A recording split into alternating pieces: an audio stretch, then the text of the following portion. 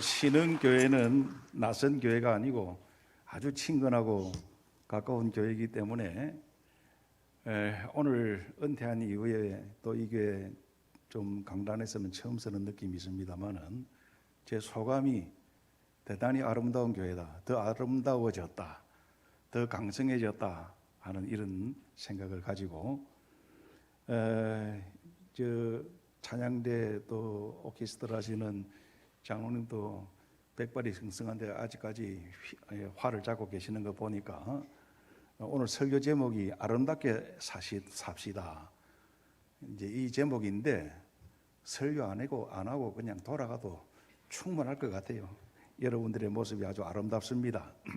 오늘 예배가 시니어 수련회로 목사님에게 말씀을 들었습니다. 그 시니어의 정의를 어떻게 할 것인가 나름대로 생각해 보니까 우리 한국에서 노령연금을 받을 수 있는 나이가 65세이기 때문에 65세 같으면 한국에서 시니어가 안 되겠느냐 이렇게 생각을 했거든요. 그런데 신흥교회는 75세, 그래서 내가 깜짝 놀랐습니다. 이 고령사회라 이런 생각을 가졌습니다. 금년 3월 말 기준으로 우리나라에서 100세 이상 되는 사람이 7,000명이에요.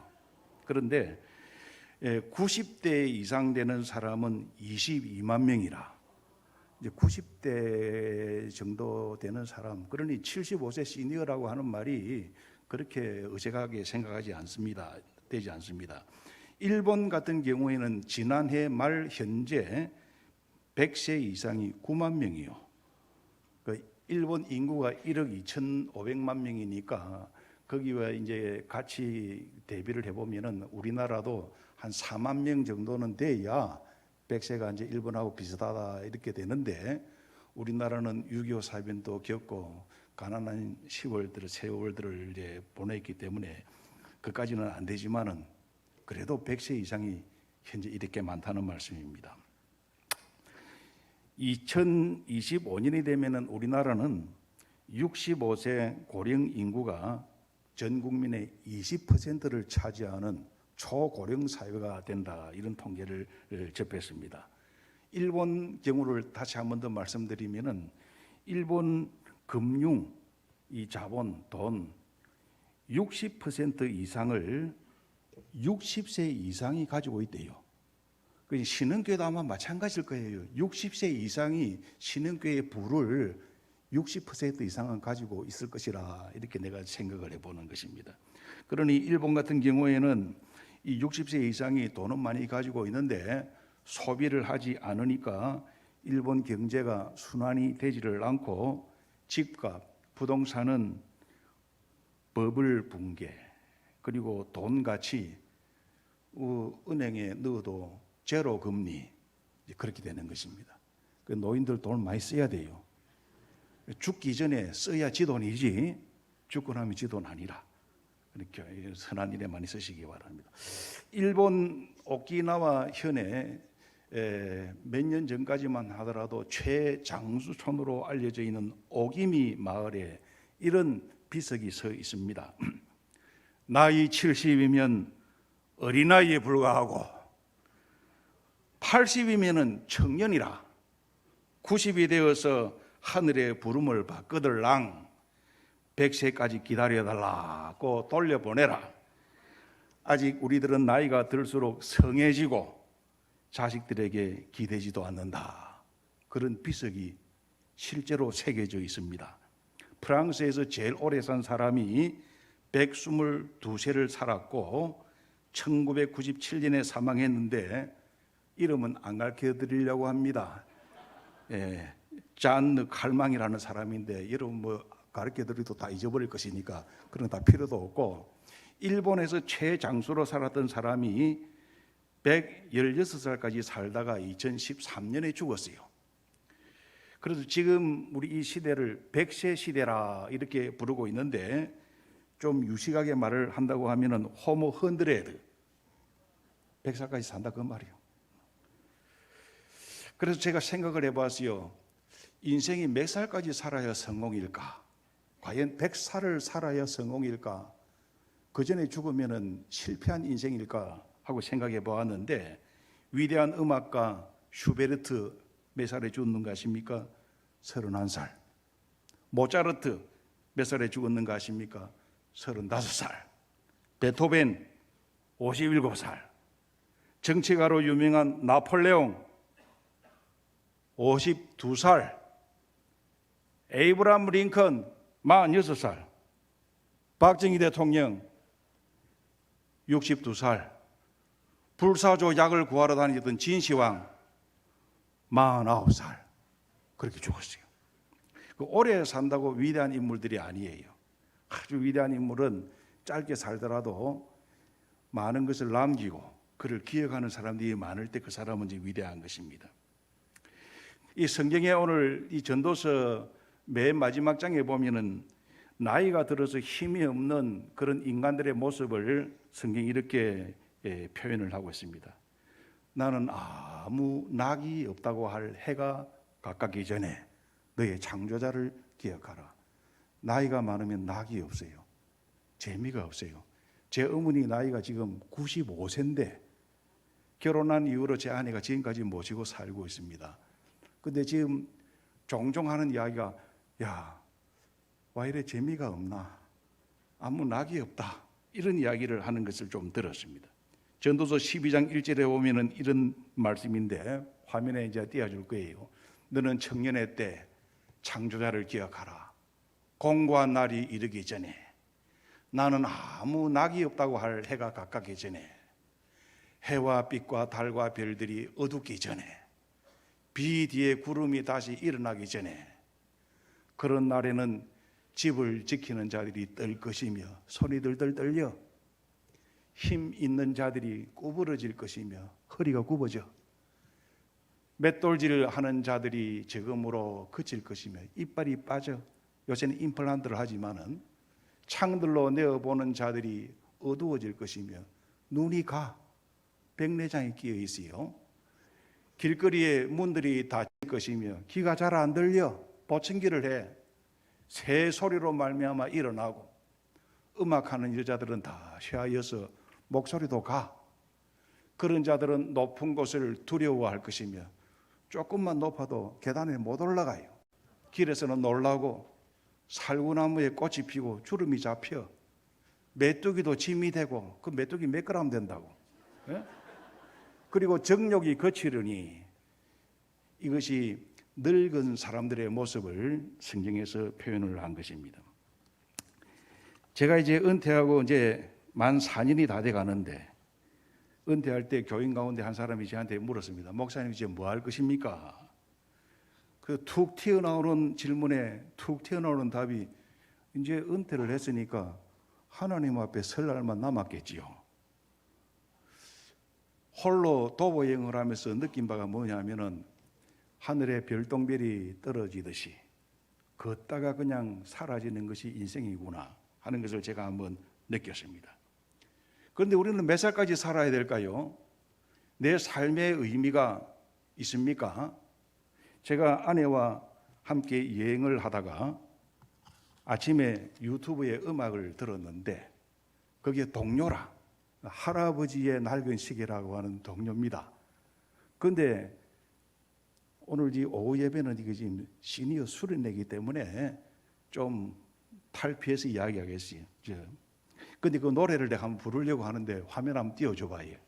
어떤 노래냐면은 길고 커다란 마루 위 시계는 우리 할아버지 옛날 시계 100년 전 할아버지 태어나던 날 똑같이 멋진 시계 소리 항상 날 보고 웃어주시던 할아버지의 얼굴 이젠 다시 볼 수 없네 우리 할아버지 얼굴.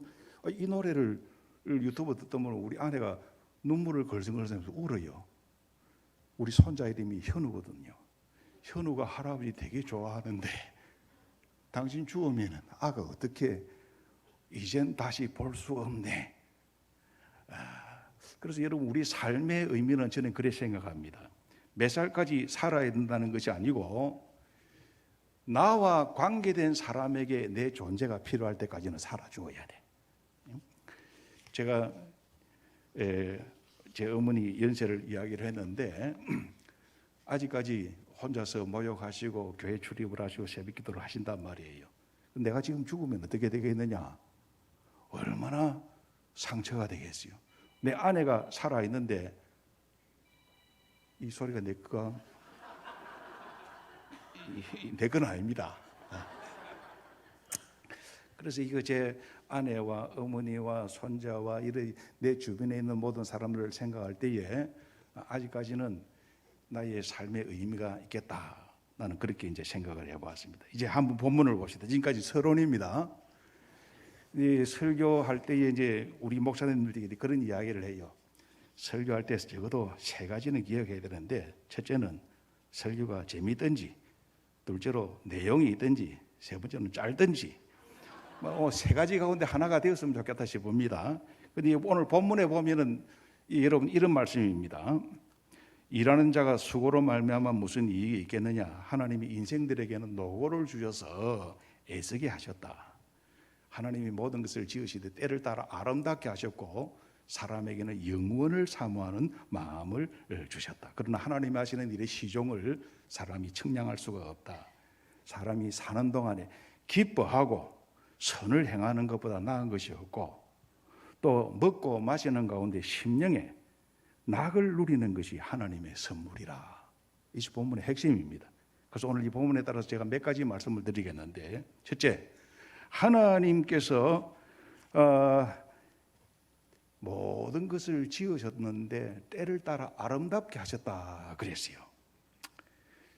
하나님이 지으신 우주가 얼마나 아름다운지, 참 아름다워라 주님의 세계는, 그 하나님이 지으신 세계가 너무 아름다워. 그래서 시편 19편에 있는 시편 104편에 있는 말씀을 보면은 이 시편 기자가 시적으로 하나님의 아름다움을 이렇게 표현을 하고 있습니다.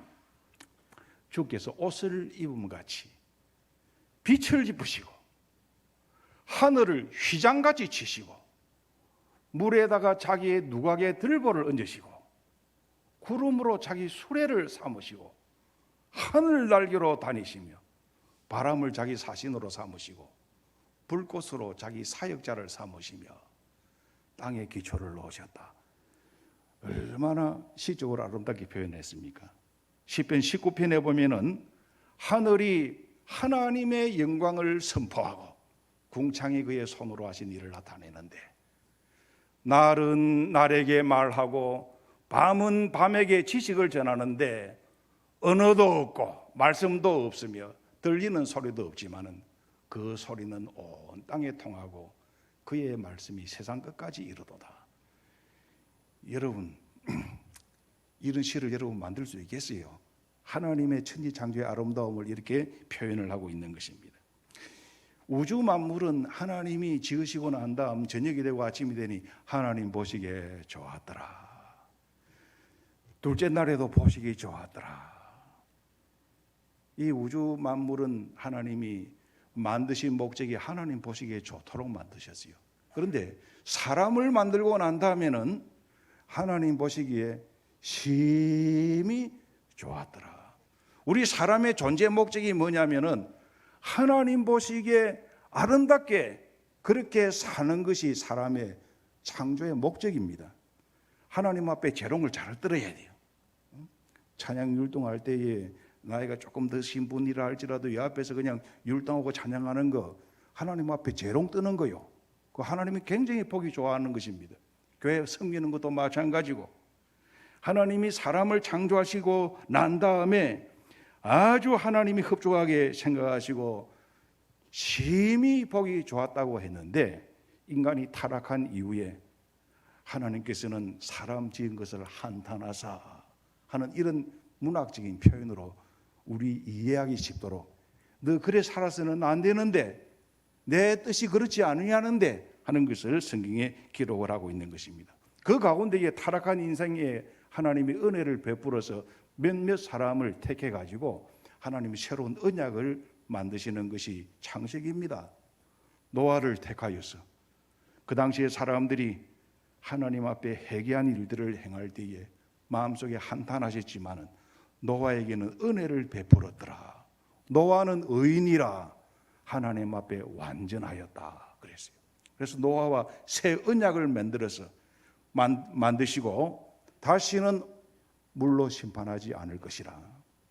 그리고 세월이 지난 이후에 창세기 12장에 보면은 하나님이 여러 사람 가운데 아브라함을 75살 될 때 부르시고 아브라함에게 내가 너와 너의 후손의 하나님이 되고 너와 너의 후손은 나의 백성이라, 이렇게 언약 약속을 만드신 이것이 성경에 기록되어 있는 축복인 것입니다. 그런데 이 하나님의 언약은 출애굽기에 계속 나타나요. 출애굽기 19장에 보면 모세가 이스라엘 백성들을 인도하고 난 이후에 시내산에 올라가서 하나님 율법을 받잖아요.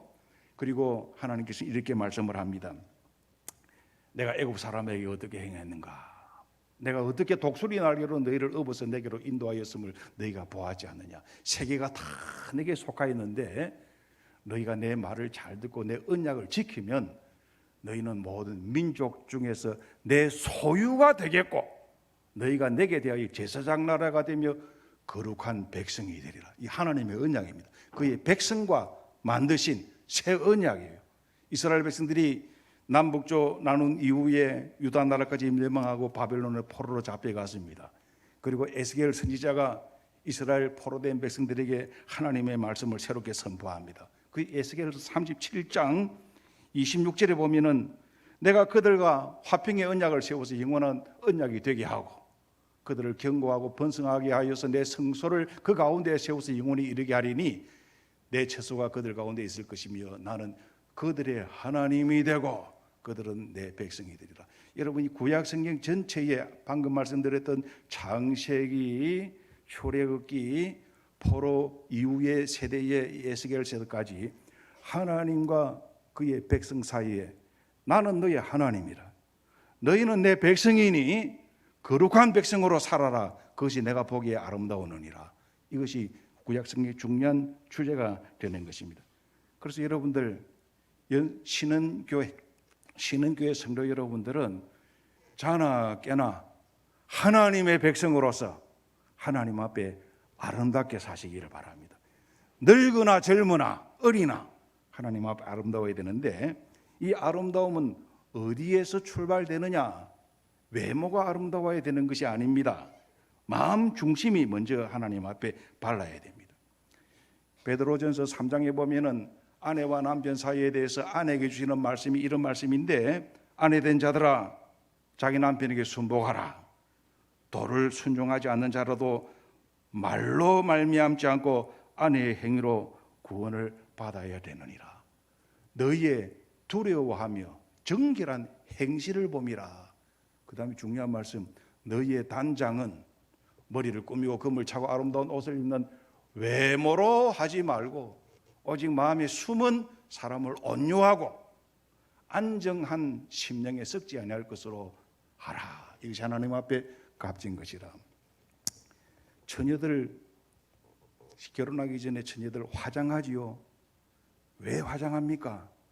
예쁘게 보여서 나를 좀 데려가 주세요. 그래서 화장하는 거요. 결혼한 부인들은 화장을 합니다. 뭐 때문에 화장합니까? 남편에게 잘 보이기 위해서, 아름답게 보이기 위해서. 근데 남편 출근하고 남편 찍어 바르고 다 이렇게 해놓고는 남편 올 때는 다 흐트러져 버리는, 이 화장 잘못된 거예요.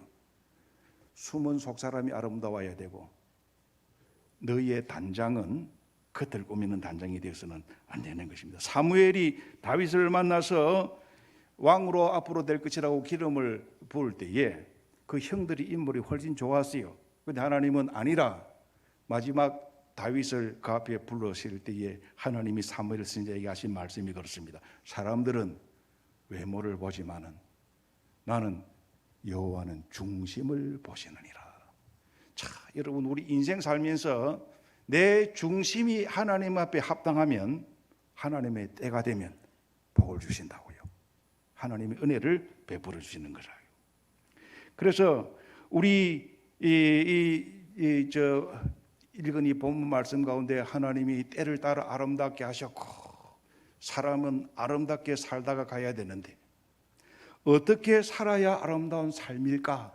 그것이 오늘 본문의 오늘 설교의 제일 큰 주제가 되는 것입니다. 첫째는 하나님 앞에서 믿음으로 사는 사람이 아름다운 사람입니다. 믿음이라고 하는 것이 어떤 것이냐? 믿음의 정의를 여러 가지 내릴 수 있지만 저는 간단하게 두 가지로만 생각합니다. 믿음은 인정하는 것이요. 하나님의 존재에 대한 인정이 하나님께 대한 신앙이요. 하나님이 살아계십니다. 하나님이 지금 계십니다. 하나님이 보고 계십니다. 그래서 잠언에 보면은 너는 범사의 여호와를 인정하라 그랬어요. 하나님이 내 생명의 창조주가 되시는 주인임을 인정합니다. 나는 전능하신 하나님을 믿습니다. 이 전능하신 하나님을 믿기 때문에 예배할 때마다 우리가 신앙 고백을 하는 것은 전능하신 아버지 하나님, 창조주 하나님을 믿습니다. 이런 신앙 고백을 하지 않습니까? 여러분, 이런 신앙 고백을 하는 사람이 노아요, 아브라함이요, 모세요, 요셉인데 이런 사람들은 하나님이 계신 것을 인정하고 하나님의 손길이 자기의 생을 주장하고 있는 것을 인정하기 때문에 믿음으로 산 사람들인 것입니다. 그러니 하나님을 인정하니까 하나님께 모든 걸 다 맡길 수가 있어요. 저는 조그마한 삶의 지혜가 있는데 내가 좀 하다가 내 한계에 부닥칠 때에는 그냥 맡겨버립니다. 그게 지혜예요. 내가 연산중학교에 목회하는 가운데 한 청년이 다친 것을 보았는데 외상으로 크게 입은 것은 아닙니다만은 많은 버스에서 벌써 몇십 년 되었으니까 그 당시에 버스 타고 출근하다가 손을 잡고 가는데 급정거를 했어요. 사람들이 꽉 앞으로 쏠리는데 이 여자 청년은 내가 쏠리면 이 사람 다칠까 싶어가지고 꽉 잡고 있다가 인대가 늘어나가지고 상당한 오랜 기간 동안 고생을 했어요. 손 놔야 돼. 안 다쳐. 같이 밀려. 오늘 여러분들이 하나님의 존재를 인정하면은 어떻게 할까 걱정하지 말고 내 주여 뜻대로 살든지 죽든지 뜻대로 하소서 맡기는 거예요. 그렇게 믿음으로 살면 그것이 아름답고 하나님 보시기에 괜찮은 겁니다. 어린 아이가 아직 한 3살쯤 되는 아이가 조금 높은 데 올라가가지고 그 아버지가 밑에 있는 것을 보고 아빠 부르니까 아빠 돌아보는 순간에 툭 뛰어내렸단 말이죠. 아빠한테로. 그 아빠가 어떻게 합니까? 슬라이딩 캐치를 해야 되는 게래. 이 아이가 나를 믿고 떨어지는데 이거 놔두면은 박이 깨지거든. 박 깨진다는 말을 알아듣는가 모르겠다. 그러니까 받아줘야 돼. 하나님께서 우리 인생이 그래요. 네, 하나님께 믿습니다. 다 맡겨버리면은 그 하나님이 기쁘게 생각하는 것입니다. 또 믿음이라는 것은 뭐냐 하면은 하나님의 약속에 대한 인정입니다. 하나님이 그렇게 약속하셨기 때문에 분명히 그렇게 주실 줄로 믿습니다. 여러분, 아브라함이 하나님의 부름 받을 때 75살 때예요. 가라. 그래 갔어요. 그리고는 아이를 낳지를 못했는데 내가 너에게 자손을 주겠노라. 하늘의 별처럼 너희 후손이 많아질 것이라. 이것을 믿으니 하나님께서 그걸 의로 여겼더라. 하나님의 약속에 대해서 그대로 믿었습니다.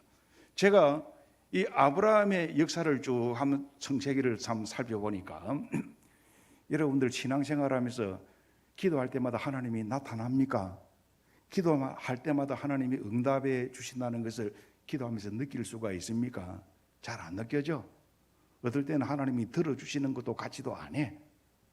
그런데 아브라함의 경우는 어떻게 하면은 75살 때에 하나님의 음성을 듣고 하나님의 부름을 받고 소명의 첫 단계가 시작이 되었는데 그로부터 마지막 아브라함이 하나님을 만날 때를 내가 쭉 추정을 보았을 때에 115살 때쯤 그때 이제 하나님이 마지막으로 나타나는 것 같아요. 다시 말씀드리면은 한 40년 정도 하나님이 아브라함에게 나타나셨다, 말씀하셨다, 꿈으로 또 환상으로 이렇게 나타나시는데 기간은 한 40년 기간. 그리고 횟수로 보면은 한 4번 정도밖에 안 돼요. 한 번 그 상황에서는 한 2-3번 나타나는 경우도 있기 때문에 그걸 다 포함하면은 한 4번 정도. 쉽게 말씀드리면은 복잡하지 않고 10년에 한 번 꼴로 하나님께서 아브라함에게 말씀하시고 아브라함이 하나님을 경험을 할 수 있는 모리아산에서 아브라함이 아들 이삭을 바칠 때라든지 아들을 주겠다고 약속할 때라든지 아브라함을 처음에 부를 때라든지 다시 말하면은 10년에 한 번 정도 하나님이 약속을 하셨는데 나머지 세월은 어떤 시간이냐? 아브라함이 하나님을 전적으로 믿고 의지하고 기다리고 인내하고 그리고는 오래 참음으로 그 약속을 받았던 것입니다. 이렇게 하나님 앞에 믿음으로 사는 사람이 하나님 보실 때 참 아름다운 거예요. 두 번째는 어떻게 살아가는 것이 아름다우냐? 소망으로 살아가는 자가 아름답습니다. 사람에게는 영원을 사모하는 마음을 주셨느니라. 개는 영원을 사모하는 마음이 없어요. 소도 고양이도 쥐도 아무도 이런 가축들 생축들은 영원을 사모하는 마음이 없는데 사람에게는 영원을 사모하는 마음을 주시느니라. 이게 소망이요. 사람에게는 소망이 있어요. 소망을 가지고 사는 사람의 생이 아름답습니다. 곡식에 씨를 뿌리는 농부는 수확에 대한 소망이기 때문에 땀을 흘리고 베드로전서 3장 15절에 보면은 이렇게 말씀을 합니다.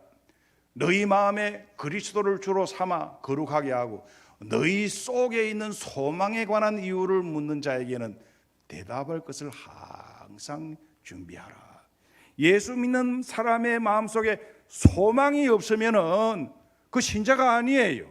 그래서 누가 너희에게 소망에 대한 이유를 물으면은 온유한 마음으로 답을 할 수 있도록 그렇게 준비를 해라. 그렇게 말씀을 하고 있는 것입니다. 소망이 있는 사람은 오래 참을 수가 있습니다. 오래 참는 것은 아름다운 거예요. 사랑은 오래 참고 사랑은 온유하며 사랑은 모든 것을 바라며 견디며 오래 참고 바라고 견디느니라. 그랬지 않습니까? 소망 가운데 즐거워하고 환난 중에 참으며 소망 가운데 즐거워하고. 제가 이제 은퇴한 이후에 조그마한 산문집을 출간을 하면서 한 챕터를 아내에 대해서 적으면서 제목을 이렇게 잡았어요. 당신은 천사요 하고 내가 책을 적었어요. 그랬더니 제 아내가 이제 그 챕터를 읽고 난 다음에 더 스트레스를 받아가지고 뭐 그 정도 하면 좋을 게인데 더 스트레스를 더 받아가지고. 그런데 왜 제가 그 말을 했느냐면은 제가 78년도에 결혼해가지고 제 어머니 나이가 현재 95세인데 아직까지 우리 집의 식구는 3사람입니다. 나와 아내와 어머니. 근데 그 아내가 어머니를 그렇게 지금도 지극정성 요양보호사가 돼가지고 모시는 거 보니까 참 아름다워요. 오래 참는다는 거 대단히 아름다운 것입니다. 그건 사랑이에요. 하나님께 대한 오래 참음도 우리 하나님에 대한 사랑에서 나오는 것입니다. 그러니 오늘 여러분들은 소망 가운데 환난 가운데 참으며 소망 가운데에 즐거워하고 그렇게 하나님 보시기에 아름답게 사시기 바랍니다. 세 번째는 어떻게 사는 게 아름다우냐? 하나님이 나에게 주신 것에 대하여 감사하고 기뻐하고 누리고 사는 자가 아름답고 지혜로운 사람인 것입니다. 내 가지고 있는 것을 깨닫고 느끼는 사람이 지혜자예요. 잠언 30장에 보면은 거머리에 대한 이야기를 이렇게 말을 하고 있습니다. 거머리에게는 2딸이 있는데 다오 다오 하느니라. 무슨 말인 거 알겠습니까? 거머리 같은 인생이 되어서는 안 돼요. 주신 것에 대해서 감사하고 느끼지 못하고 계속 다오 다오. 거머리가 피 빨아먹잖아요. 예? 내가 가지고 있는 것. 그래서 제가 미국에 여행하면서 랭카스터라고 하는 아미지 타운에 가서 조그마한 머그컵을 하나 샀는데 그 머그컵에 글이 어떻게 써져 있는 거면 bird in hand, 내 손 안에 있는 새. 그거 중요한 거요. 내가 가지고 잡고 있는 새, 이게 중요한 것이지 날아다니는 독수리, 날아다니는 인고 아무짝에 쓸모가 없어. 내 가지고 있는 거예요. 내 가지고 있는 거예요. 그래서 오늘 여러분들이 살면서 내가 가지고 있는 것을 깨닫고 느끼고 사는 사람이 지혜자가 되는 것입니다. 소유가 목적이 아닙니다. 누리는 자가 지혜로운 사람입니다. 하나님이 나에게 주신 것에 대해서 감사하고 기쁨으로 누리는 자가 지혜자입니다. 전도서는 허무주의에 대한 글을 적은 것처럼 헛되다는 말이 많이 있는 것 같아도 하나님이 없는 인생이 헛되다는 것이고, 그 전도서에 나타나는 말 가운데에 아주 반복돼서 나타나는 말이 뭐냐면 누린다 하는 말이에요. 전도서 2장 24절에 보면 사람이 먹고 마시며 수고하는 것보다 그 마음을 더 기쁘게 하는 것은 없나니 이것은 하나님의 손에서 나오는 것이라 그랬습니다. 전도서 3장 13절에도 보면은 사람마다 먹고 마시는 것과 수고함으로 낙을 누리는 그것이 하나님의 선물이라 그랬어요. 또 전도서 5장 18절에도 보면은 사람이 하나님께서 그에게 주신 바 그 일평생에 먹고 마시고 해 아래 사는 그 모든 수고 중에서 낙을 보는 것이 선하고 아름다움을 내가 보았나니 이것이 그의 몫이라. 몫이라는 말은 그의 분복이라 하는 뜻인데, 그 분복도 이해가 잘 안 되고 목도 이해가 잘 안 되는 사람은 그것이 팔자라. 하나님께서 주시는 것에 대해서 여러분 오늘 팔자를 고치시기 바랍니다. 하나님 주신 것이 뭐 있는가 그걸 생각해 봐야 돼요.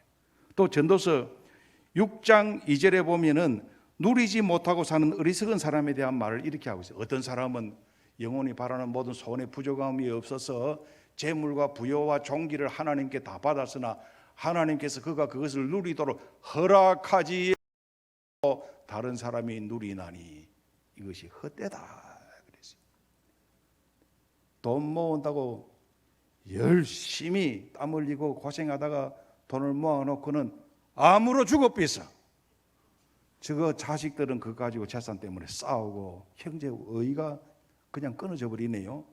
여러분 주변에 그런 사람들 쉽지 않게 많이 볼 수 있을 것입니다. 그러니 여러분들이 주 안에서 주신 것에 대해서 감사하고 받은 것을 느끼는 지혜가 있기를 바랍니다. 예수님이 세례 요한에 대해서 언급을 하면서 이렇게 말을 했습니다. 사람들이 요한에 대하여서는 먹지도 않고 마시지도 않고 약대 털옷을 입고 메뚜기와 석정을 먹고 그렇게 살기 때문에 귀신 들렸다 이렇게 비난을 하더구나.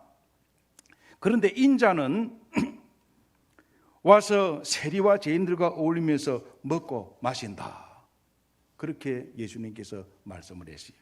다시 말하면 기독교는 금욕주의가 아닙니다. 하나님이 주신 것을 먹고 마시는 가운데에 감사함으로 즐거워하고, 제가 자녀들 키워보고 이제 손자도 키워보는데 선물을 하나 아이에게 줬다 말씀이에요. 사가지고. 그런데 이 아이가 선물을 받아가지고 아주 기뻐하지도 아니하고 즐거워하지도 아니하고 툭 던져놓고 시큰둥하게 있으면은 마음이 별로 안 좋아. 다음에 선물 사주는가 봐라 이런 마음이 이제 드는데, 조그마한 거 하나 주었는데 그걸 가지고 그냥 손에 때를 묻혀가면서 되게 기뻐하고 즐거워하면은 더 사줘야 되겠다 이런 생각이 부모와 할아버지 마음에 생긴단 말이에요. 그러니 오늘 여러분들이 하나님 앞에 받은 그 적은 것 한 가지를 가지고 아이고 하나님 정말 감사합니다, 아이고 좋아라, 더 좋아라 이래서 하면은 하나님 우리에게 더 좋은 걸 주실 수가 있는 것입니다. 누릴 수 있는 지혜가 있기를 바랍니다. 네 번째, 어떻게 사는 게 아름다우냐? 선을 베풀고 사는 자가 아름답게 사는 자입니다. 주는 자가 받는 자보다 더 복되다고 했습니다. 그러니 내 주변에 있는 자들에게 내가 기쁨과 도움과 유익과 위로를 줄 수 있다고 하면은 내 생은 아직 살아야 할 의미가 있어요. 그런데 내 주변에 내가 도움을 주고 위로를 주고 사랑을 베풀 그러한 대상이 없다고 하면은 죽어도 돼. 더 이상 살 필요가 없어요. 그러니 여러분들이 지금 한번 이제 시니어 75세쯤 되었으니까 뭐 65세까지 내가 이제 카드에 낮춰줍니다. 여러분들이 지금까지 살면서 남에게 사랑을 베푼 기억이 많이 나지 않는다고 하면은 이제 얼마 남지 않은 생활에 베풀며 살기를 바랍니다. 호랑이는 죽으면 뭘 남기고 가죽을 남기고, 사람은 죽으면 뭘 남기고, 그 이름이 무슨 이름일까요? 그 사람에 대한 추억이요, 그 사람에 대한 기억과 감사요. 그분이 나에게 이렇게 해주었는데, 내가 어려울 때 나 그분을 통하여서 내 인생 힘을 많이 얻었는데, 이러한 사람들이 많이 있을 때에 그 사람 수가 많을수록 그 사람은 더 위대한 사람이 될 수가 있는 것입니다. 예수님이 설교할 때에 뭐 마태복음에 보면은 5대 설교가 있는데, 그 천국 시민의 삶에 대해서 산상수훈, 제자들을 파송하는 파송장, 뭐 이렇게 다섯 큰 5대 설교, 천국 비유장도 있습니다만은, 이런 설교는 가만히 보면은 조리적인 설교만 한 것이 아니에요. 예수님은 천국 시민의 실제적인 삶의 모습에 대해서 이렇게 살아야 하느니라 하는 것을 예수님이 많이 가르쳐 준 것입니다. 저희 신흥교회는 우리 황만선 목사님이 있을 때부터 뭐 택시 타고 운동하기, 뭐 또 줄이 안 받기 운동. 줄이라는 말은 무슨 말인가 알아듣는가 모르겠다. 팁. 그 굉장히 기독교 문화 속에서 바로 나온 겁니다. 이삭을 수확하고 난 다음에 떨어져 있으면 놔두어라. 나그 내가 먹어야 되느니라. 가난한 자들이 먹어야 되느니라. 여러분 시장에 가서 콩나물, 뭐 요새 뭐 그렇게 사는 사람 없겠지만은 콩나물 사는데 좀 깎는 거, 뭐 물건 사면서 좀 깎는 거, 여러분 한 달 내내 깎아도 집 못 사. 요새 집값이 얼만데? 1년 내내 깎아봐도 집 못 사요. 그러니 그 안 깎아도 충분히 살 수 있어. 그러니 그리스도인의 삶이 좀 풍성해야 돼. 베풀 수 있는 삶.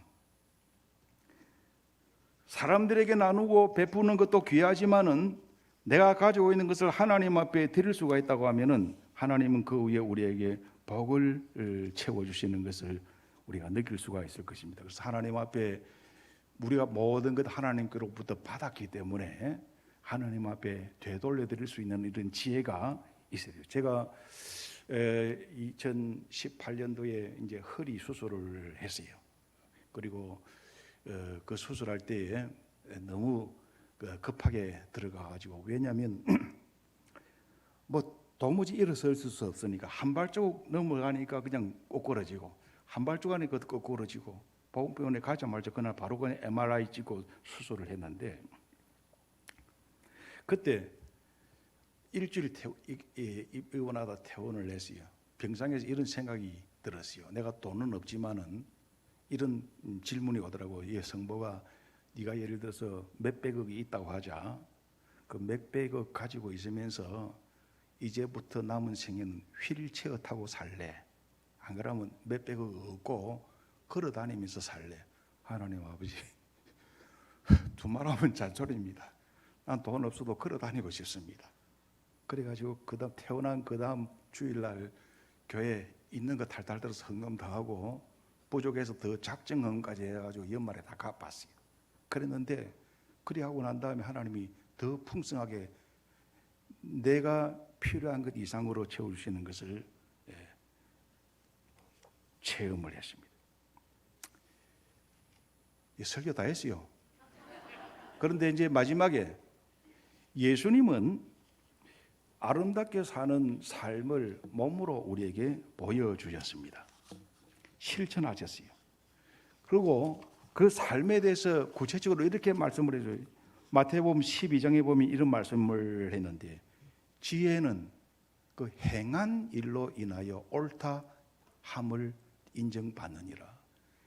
지혜는 행한 일로 인하여, 알고만 있으면 안 된다 이 말이에요. 행동으로 옮겨져야 지혜라, 그 말씀입니다. 저하고 같이 교제를 나누는 목사님들 가운데에 그런 이야기를 합니다. 나보고 이런 이야기예요. 김 목사님은 아주 좋은 강점이 하나 있는데, 목사님은 생각하는 것을 바로 실행을 하더라. 다른 사람들은 생각만 하고 움직이지 못하는데, 목사님은 막 우제될 값에 생각나면 바로 실행을 하더라. 그게 아주 큰 강점이다, 이래 말을 해요. 좋은 말인지 나쁜 말인지는 잘 모르겠습니다만도, 예수님의 말씀에 따르면 지혜는 행한 일로 인하여 옳다 인정함을 받는다 그랬어요. 행함이 있어야 돼. 그 예수님은 아름다운 삶을 몸으로 우리에게 보여주었어요.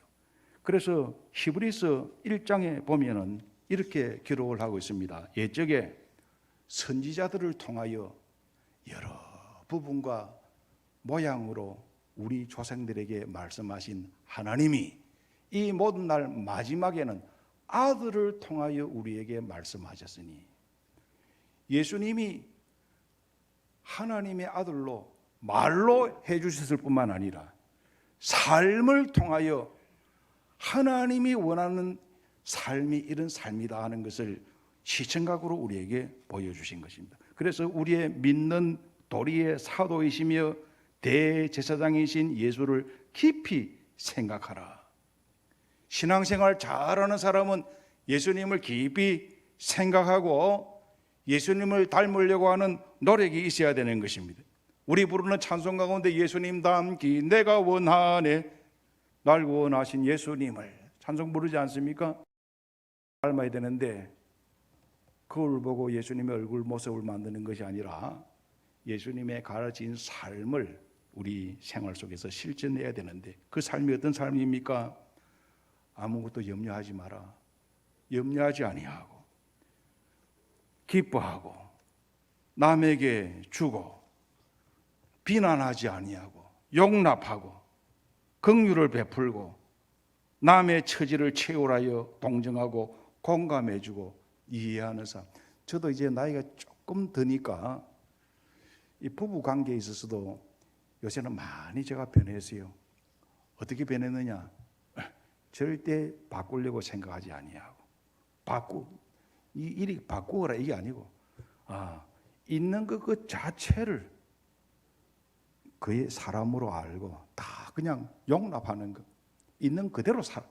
예수님은 우리 있는 그대로를 다 용납했단 말씀이에요.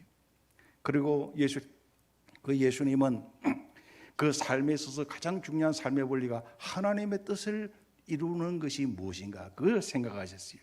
겟세마네 동산에서 기도할 때에 십자가의 죽으심을 예견을 하시고, 이 잔을 나에게서 물리쳐 주십시오. 그러나 내 뜻대로 마시고 아버지의 뜻대로 하옵소서. 여러분들이 하나님의 뜻을 이루면서 살 수 있다고 하면은 그게 정말로 아름다운 생애입니다. 근데 하나님의 뜻이 어떤 것일까요? 막연합니까? 근데 분명하게 이것이 하나님의 뜻이라고 성경에 말씀한 부분이 있습니다. 데살로니가전서 5장에 보니 삼가 누가 누구에게든지 악으로 악을 갚지 말고 서로 대하든지 모든 사람을 대하든지 항상 선을 따르라. 항상 기뻐하라. 쉬지 말고 기도하라. 범사에 감사하라. 이것은 그리스도 예수 안에서 너희를 향한 하나님의 뜻이니라. 시니어 여러분들, 기뻐하고 감사하고 기도하면서 선을 베푸는 삶을 살기를 바랍니다. 데살로니가 전서 4장 3절에 보면은 하나님의 뜻은 이것이니 너희의 거룩함이니라. 이렇게 살아가면은 하나님 보시기에 아름다운 것이, 천하 범사가 때가 있습니다. 날 때가 있으면은 죽을 때가 있고, 그래서 때를 따라 돕는 은혜를 받아야 되고 때를 따라 아름다워야 돼요. 태어난 어린아이 젖먹이, 또 1살도 안 되고 2살도 안 되는 아이의 자는 모습 얼마나 아름답습니까? 그게 일출의 모습이요. 동해에서 해 떠오르는 일출을 볼 때에 불스름하게 여명이 밝아오면서 일출의 모습을 보면 참 아름다워요. 그러나 해가 모습을 드러내는 순간부터는 눈이 부셔서 더 이상 볼 수가 없어. 서해의 낙조, 황혼의 그 석양이 얼마나 아름다워요. 그러나 이 서양 황혼의 해지는 모습은 해가 떨어지기 전부터 힘을 잃은 그 붉은 해가 서산에서 바다에 떨어지는 그 모습이 상당한 오랫동안 아름답게 해를 볼 수가 있어요. 떨어지고 난 다음에도 그 서편 바다 위에 있는 불스름한 그 황혼의 그 모습이 얼마나 아름다워요. 그래서 저는 생각할 때에 일출도 아름답지만 일몰의 아름다움은 훨씬 오래 간다. 어린아이의 아름다움, 젖먹이의 아름다움보다도 아름답게 늙어가는 노인의 모습이 하나님의 모습이 훨씬 아름다울 수가 있다. 그랬어요. 음악가는 소리를 가지고 아름다움을 표합니다. 미술가는 색을 가지고 아름다움을 표합니다. 그럼 우리의 시니어들은 우리의 삶이 표정과 생활을 통하여 하나님께 아름답게 보여야 되는 것입니다. 늙으면 눈에 백내장이 끼어가지고 잘 안 보여요. 그럼 왜 그러느냐? 안 보여도 대충 넘어가라 그 말이요. 또 귀가 어두워서 잘 안 들려요. 안 들리면 그냥 넘어가. 꼭 들으려고 생각하지 말고, 늙으면 이빨이 안 좋아서 빠져. 대충 먹고 그만 먹어. 그런 뜻이요. 응? 소식해라, 절제해라. 그래서 설교를 마치면서 여러분, 노인의 아름다움을 위하여 세븐압에 대한 말씀을 드리겠는데, 세븐압은 사이다라고 말씀을, 사이다 시원하지요. 세븐압, 첫 번째 세븐압이 뭐냐? C, 치얼업. 치얼업이라는 말은 뭐냐? 격려하고 칭찬해라. 노인들은 만나는 사람마다 잘한다, 격려하고 칭찬하고 꾸짖지 마세요. 두 번째, 클린업. 노인은 늘 몸을 씻어서 냄새가 안 나야 돼. 깨끗하게 늘 몸을 씻고. 세 번째, 드레스업. 옷을 좀 단정하게 깨끗하게 잘 입고, 우중충하게 그래 입지 말고 옷을 좀 잘 입고 드레스업. 네 번째, 페이업. 돈 좀 쓰라 그 말이요. 밥 먹을 때 얻은만 먹지 말고 불러가지고 밥 사주고, 그게 페이업이요. 다섯 번째, 기브업. 좀 내려놔야 돼. 자기의 모든 걸 좀 내려놔야 돼. 끝까지 이기려고 하지 말고 좀 지주고 포기하고. 여섯 번째 뭐냐면 쇼업. 남들이 부를 때 좀 가서 아직 내 살아있다. 미팅에 참석하고 내가 살아있다. 요즘에는 이 쇼업이 하나가 뭐냐면은 카톡 같은 거 할 때에 쓸데없는 거 많이 보내는 사람들이 있던데, 뭐 그것도 일단 쇼업의 일종이 되겠습니다만은 내 살아있다. 맨 마지막에 뭐냐면 shut up! 입 좀 닥쳐라. 이게 노인의 7가지 세븐압이라고 소개가 된 글을 내가 읽어보았습니다. 오늘 시니어 수련회이기 때문에 내가 설교를 대단히 짧게 했습니다. 그런데 오늘 설교를 할 필요도 없어요. 이 신흥교회 보니까 모두가 너무나 아름다워서, 너무 아름다워서. 그러나 저는 은퇴하고 난 다음에 새벽기도에서 자유를 얻어서 참 좋아.